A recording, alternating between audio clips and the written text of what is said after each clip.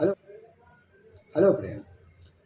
आज हम बात करने वाले हैं डायरिया के बारे में। डायरिया क्या है? डायरिया एक डाइजेस्टिव रिलेटेड समस्या है, जी मतलब कि खाना हमारे शरीर में सही से ना पचना, इनडाइजेशन, उसी को हम डायरिया कहते हैं। यही जो मतलब हमारे शरीर में बिना पचा हुआ भोजन, ये वाटर के द्वारा, मोशन के द्वारा बार बार स्टूल के रूप में बाहर निकलना, इसी को हम डायरिया कहते हैं। अब हम समझेंगे कि डायरिया के कारण क्या है, काज ऑफ डायरिया। डायरिया का जो सबसे पहला कारण है वो है वायरल इन्फेक्शन। दूसरा कारण है जो वो है कंटामिनेटेड फूड और वाटर के द्वारा भी डायरिया होने का चांस रहता है। तीसरा जो कारण है, हम लोग शादी विवाह में कभी ज़्यादा खाना खा लिया, उसके वजह से भी डायरिया हो सकता है। और यदि इनडाइजेशन, इंटेस्टाइन में इनडाइजेशन यानी कि वाटर का एब्जॉर्प्शन, वो अगर गड़बड़ है तब भी डायरिया का चांस रहता है, तब ये समस्या डेवलप हो जाती है। यदि व्यक्ति की लीवर की बीमारी है तब भी डायरिया का चांस रहता है। यदि कोई व्यक्ति जिसने ज़्यादा मात्रा में लैक्सेटिव ले लिया हो तब भी डायरिया का चांस रहता है। लैक्सेटिव क्या होता है? लैक्सेटिव तब खाया जाता है जब हमारे शरीर में कॉन्स्टिपेशन की प्रॉब्लम होती है, तब हम लोग लैक्सेटिव यूज करते हैं। अब हम इसके बारे में जानेंगे साइन और सिम्टम, मतलब ये पहचानेंगे डायरिया हमको है या नहीं है।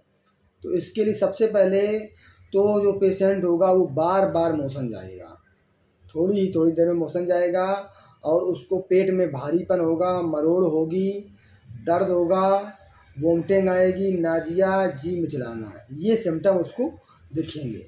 बीपी जो है उसकी लो रहेगी, वीकनेस रहेगा, शरीर में टायर्डनेस, थका हुआ महसूस करेगा, प्यास उसको ज़्यादा लगेगी। ये सभी सिम्टम उसको डायरिया के बारे में बताएंगे।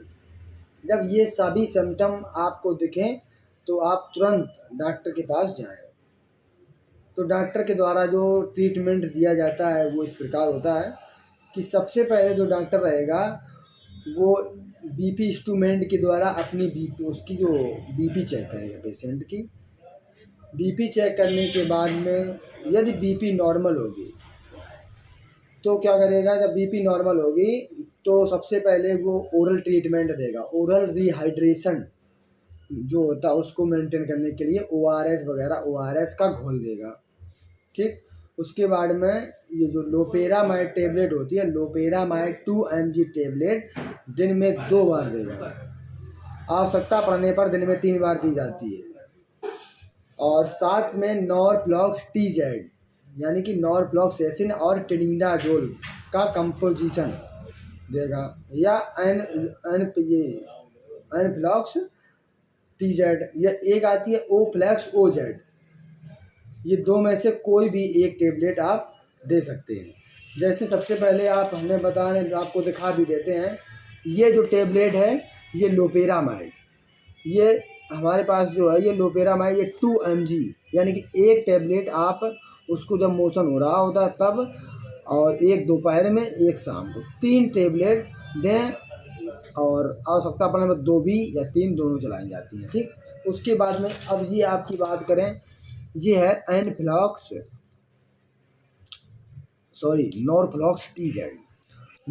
TZ। ये आप एक टेबलेट सुबह, एक टेबलेट शाम को ये दें।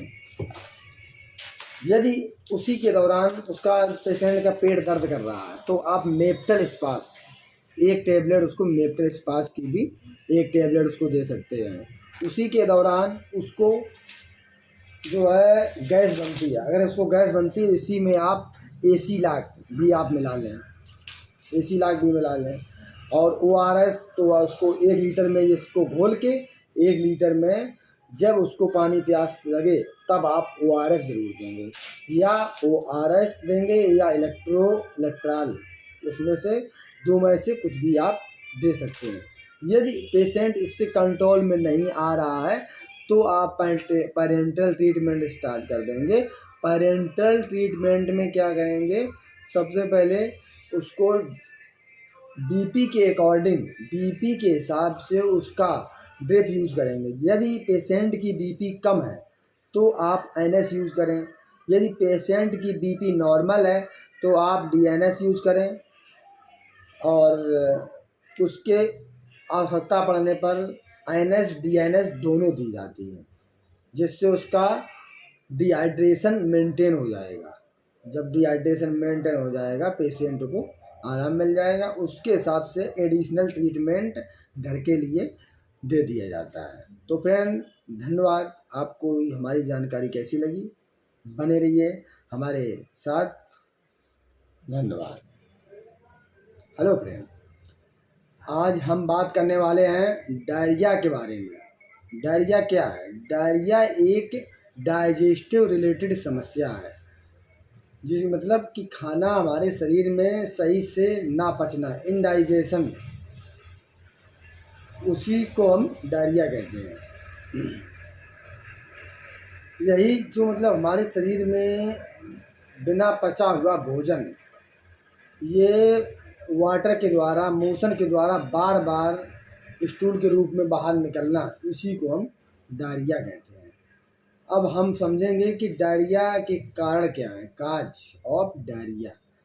डायरिया का जो सबसे पहला कारण है वो है वायरल इन्फेक्शन। दूसरा कारण है जो वो है कंटामिनेटेड फूड और वाटर के द्वारा भी डायरिया होने का चांस रहता है। तीसरा जो कारण है, हम लोग शादी विवाह में कभी ज़्यादा खाना खा लिया, उसके वजह से भी डायरिया हो सकता है।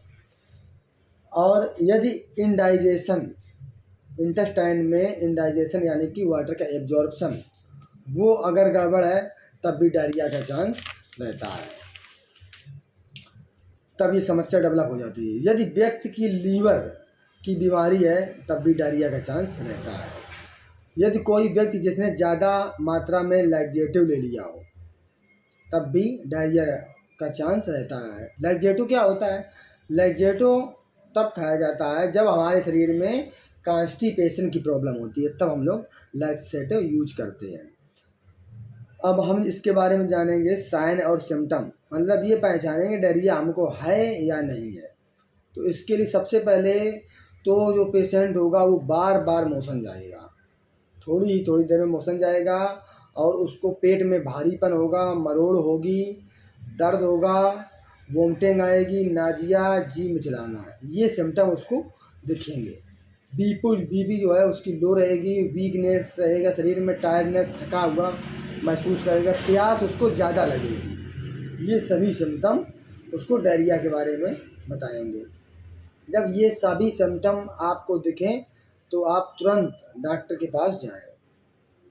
तो डॉक्टर के द्वारा जो ट्रीटमेंट दिया जाता है वो इस प्रकार होता है कि सबसे पहले जो डॉक्टर रहेगा वो बीपी इंस्ट्रूमेंट के द्वारा अपनी बीपी, उसकी जो बीपी चेक करेगा पेशेंट की। बीपी चेक करने के बाद में यदि बीपी नॉर्मल होगी तो क्या करेगा, जब बीपी नॉर्मल होगी तो सबसे पहले वो ओरल ट्रीटमेंट देगा। ओरल रिहाइड्रेशन जो होता है उसको मेंटेन करने के लिए ORS वगैरह, ORS का घोल देगा, ठीक। उसके बाद में ये जो लोपेरामाइड टेबलेट होती है, लोपेरामाइड 2 mg टेबलेट दिन में 2 बार देगा, आवश्यकता पड़ने पर दिन में 3 बार दी जाती है। और साथ में नॉरफ्लॉक्स TZ यानी कि नॉरफ्लॉक्सेसिन और टेनिडाजोल का कंपोजिशन देगा, या एनफ्लॉक्स TZ, या एक आती है ओफ्लैक्स OZ। ये दो में से कोई भी एक टेबलेट आप दे सकते हैं।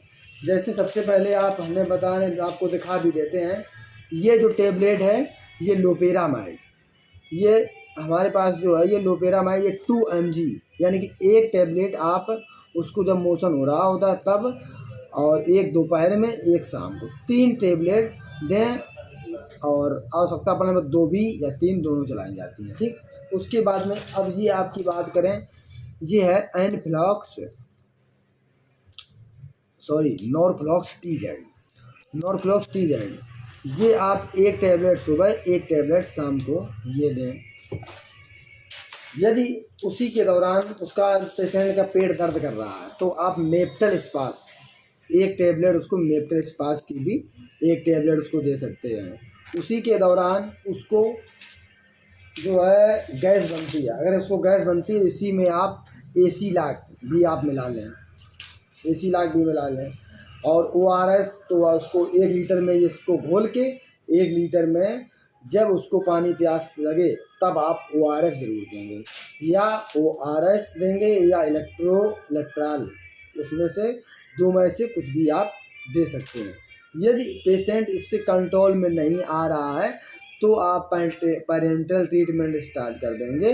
पेरेंटल ट्रीटमेंट में क्या करेंगे, सबसे पहले उसको बीपी के अकॉर्डिंग, बीपी के हिसाब से उसका ड्रिप यूज़ करेंगे। यदि पेशेंट की बीपी कम है तो आप NS यूज़ करें, यदि पेशेंट की बीपी नॉर्मल है तो आप DNS यूज़ करें, और उसके आवश्यकता पड़ने पर NS DNS दोनों दी जाती है, जिससे उसका डिहाइड्रेशन मेंटेन हो जाएगा।